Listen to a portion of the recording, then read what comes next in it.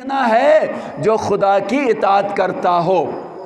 پس نوجوان دوستو، اگر کسی کو اپنا دوست بنا لینا چاہتے ہو تو سب سے پہلے کردار اور بندگی خدا کو دیکھو۔ اگر خدا کی بندگی کرتا ہے، نماز و روزے کا پابند ہے، سچ اور سچائی کا پابند ہے، دیانتداری اور وفائے عہد کا پابند ہے، تو اس سے دوستی رکھیں۔ اور اگر لاوالی ہے، کسی قسم کی کوئی پرواہ نہیں کرتا ہے، تو اس سے دوستی بھی نہ رکھیں، اس لیے کہ وہ آپ کو اپنا جیسا بنا دے گا، خدا سے دور کر دے گا، بے نمازی بنا دے گا، اور طرح طرح کی شرارتوں اور طرح طرح کی برائیوں میں مبتلا کر دے گا۔ اس لیے دوست بنانے سے پہلے یہ دیکھ لیں کہ کردار میں کیسا ہے۔ کردار اچھا تو دوستی ہونی چاہیے، اور اگر کردار اچھا نہیں ہے تو اس سے دوری اختیار کرنی چاہیے۔ ایک مرتبہ درود بھیجیں محمد وآل محمد کے ساتھ کے اوپر۔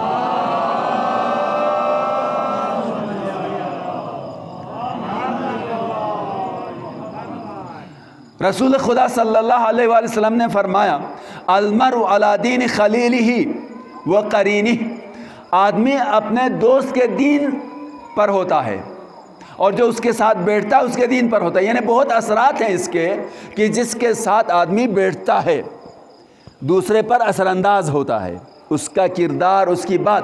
خصوصاً نوجوان دوست احباب، ان کو شروع میں ہی دیکھ لیں کہ آپ کیسے دوست کو لے لیں گے،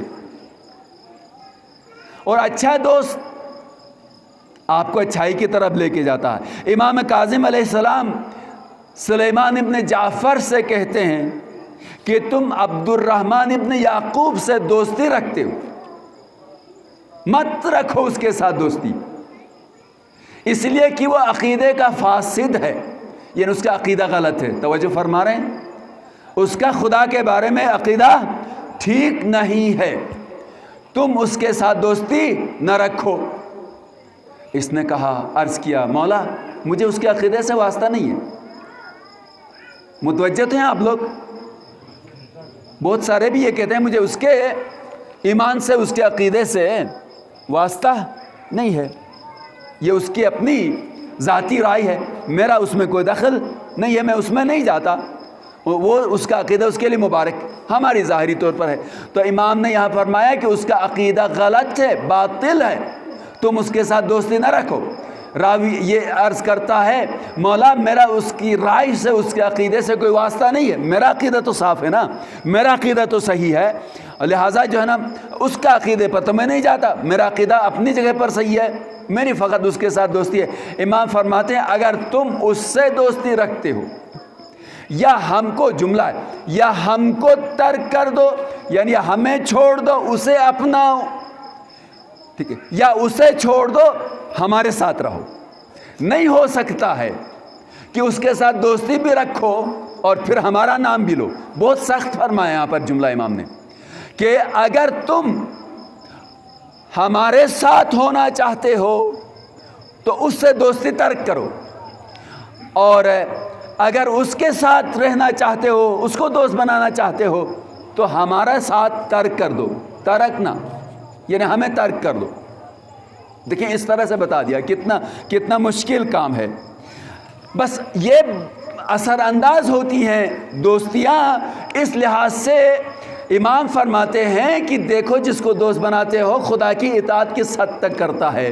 بیچ میں اخلاقی اعتبار سے چند جملے عرض کیے ہیں، اور ہماری ذمہ داری بنتی ہے اہل بیت کے ماننے والے کو کس طرح ہونا چاہیے۔ جہاں اہل بیت کہتے ہیں فلاں سے دوستی رکھو، دوستی رکھنا ہے، اور اہل بیت فرمائے کہ فلاں سے دوستی نہ رکھو، دوستی نہ رکھنا، یعنی ہم اپنے دوست بنانے اور نہ بنانے کے معیار کو بھی اہل بیت سے لے لیں گے۔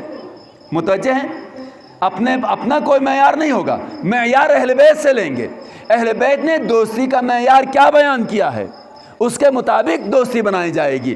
تو امام ائمہ نے فرمایا عقیدے اور کردار کو دیکھو، اگر صحیح ہے تو دوست بنا لینا، اور عقیدہ اور کردار صحیح نہیں ہے تو اس کو دوست نہ بنا لینا۔ بس اہل بیت کی محبت واجب ہے، پیروی واجب ہے۔ آؤ دیکھیں کہ کس طرح سے قربانیاں دی ہیں۔ میں ایک تو یہ بات عرض کروں گا، آج میں نے کوئی وعدہ نہیں کیا آپ سے کہ جلدی ختم کروں گا، لیکن درود بھیج کر میرا ساتھ دے دیجیے گا، آپ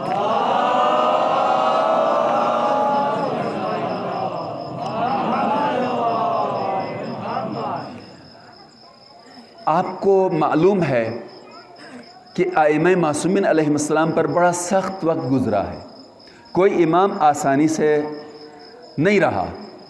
مولا متقیان اپنے ظاہری حکومت میں بھی جنگوں میں تھے۔ مولا حسن مجتبیٰ علیہ السلام، ان کی تاریخ بھی آپ کے سامنے، سید الشہداء، اسی طرح سے دیگر امام۔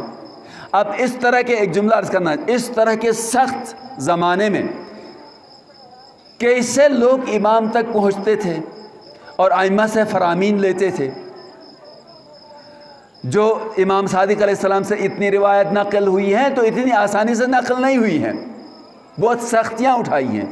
ایک راوی جن کا نام زرارت ابن آین ہے، بہت جلیل القدر ہے، محمد ابن مسلم، زرارت ابن آین، ابان ابن تغلب، ان تین راویوں کے بارے میں امام فرماتے ہیں کہ لولا ہؤلائی لندرست آثار آبائی، اگر یہ راوی نہیں ہوتے، یہ تین جن کا نام لے لیا، اگر یہ نہ ہوتے تو میرے آبا و اجداد کی روایات باقی نہیں رہتی تھیں۔ اب انہوں نے کیسے لیا؟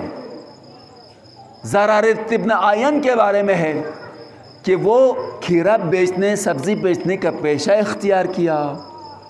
جیسے ریڈی چلاتے ہیں نا، ریڈی چلانے والا سبزی لے کے جاتا ہے گلی گلی میں، اس طرح سے یہ کھیرا اور دوسری چیزیں لے کر ہر ایک کے دروازے پہ جاتا تھا تاکہ پتہ نہ چلے کہ یہ صادق آل محمد کے در پر جاتا ہے۔ اس طرح سے دوسروں کے پاس بھی جاتے جاتے در صادق آل محمد پر گیا اور امام سے حدیث لے لی۔ اس طرح سے علم امام سے انہوں نے لے لیا۔ تو کتنا سخت زمانہ ہے اور کس طرح سے ثابت قدمی دکھائی، کتنے ثبات قدم تھا ان کا۔ اسی طرح سے ایک اور میں جملہ آپ کے لیے عرض کروں گا کہ ایک شخص آیا بڑے دور سے، امام سے ایک حدیث لے لی، جیب میں حدیث لی، بارش ہو رہی تھی،